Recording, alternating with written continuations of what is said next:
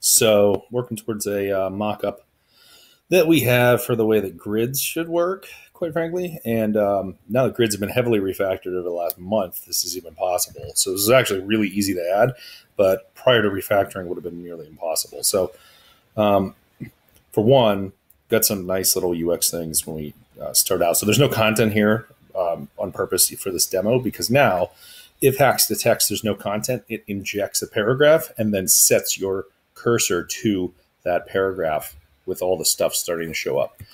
So as I type, it goes away, and if I wait 2 seconds, it'll fade back into view. Now, if I were to save it and then bump it back to apparently close this, save it, and then go into editing again, see it drops right to where that is. So just a very basic thing, especially if you're doing, a lot of text editing stuff and things like that, right? And I can move up and down.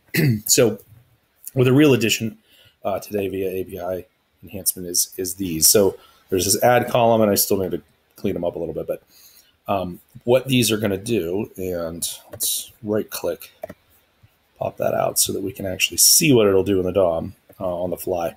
So we can see there's a paragraph, and then when I switch paragraphs, you'll see some minor class changes type of stuff so that it knows that's just a reflection of what the state is in HAX.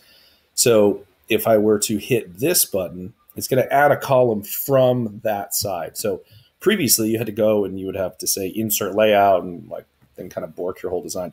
Now, if you have something in context, like let's say that we had let's go throw an image in for fun. All right, microgravity. Do I have retro card in here? Oh, I do have retro card in here. Okay, honestly, didn't realize I had that in there. So it has like a background to it. And let's go, that's the hover source. So the auto mapping, it didn't hit perfectly, but all right, so there we go. Microgravity. We're not going to supply that source. We'll make it pink, sure, whatever. Okay, so we just have an item here. I just wanted to show that it actually works with an item. So now we can put that in context. And now if I hit add column, it took that item, which is the retro card, we'll see. And it said, okay, I don't have a column. I don't have a grid here. Let's inject a grid. And then because we added it from the right side, let's take that item and we're going to slot it over into the other side. The webcam is probably the reverse of the directions that I'm pointing. But if I go to this side now and we say, look, it has a grid plate and I hit this plus, it's going to bump it over one. And I said there was a major API refactor under the hood as far as grid plate that made this trivial. But the reason for that is if you watch the slot name there, right? So it says slot column 2. If I go and I add from the left, it's going to figure out to bump it up to slot column 3. The other thing it does is it just changes this layout. So this is some awesome work as far as an API on Nikki's end in making this.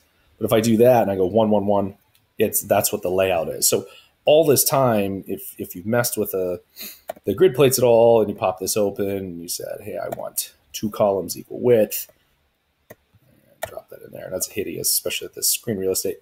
That's basically what was happening. But now I can add these extra things in, which is pretty cool.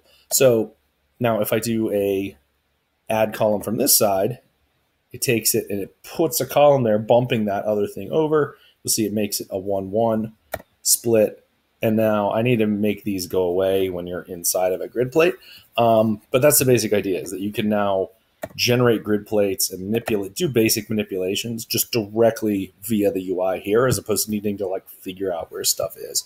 So these are coming from a mock-up that Michael Collins did a while ago, and we're just kind of, we have to go back and forth as far as refactoring and re-engineering under the hood to then be able to make these pretty simplistic UI enhancements, to be perfectly honest. So I still need to do some work as far as, making it does trap and it won't add stuff, but we need to make sure that they don't even show up. If you have 4 columns, or maybe we have minus buttons so you can actually get rid of them from there. I'm not positive as to if that's stuff that we would want. I'd say the next thing related to this would be some kind of in-context adding button, so that you could hit add and it would then ask what you want to add and insert it directly below where you are. So Again, now some of this stuff, because of the way we had to refactor things just to work with drag and drop, becomes a lot easier. But we will have to kind of keep going, go down a little bit, go up a little bit, as far as the elements we work on and their complexity before we can get to, for example, I want to be able to drop this out there. There's no way to do that currently. If I wanted to drag and drop an image in here from something I already have, right, it would be nice if there were just zones. Like I say, drop that image right here, and then it would just put it in place as a normal image, and then maybe ask how you want to style it or something like that. So getting there a little bit every day in UX land. Been doing a lot of cleanup recently, although not all of it obviously is RetroCard brick something there.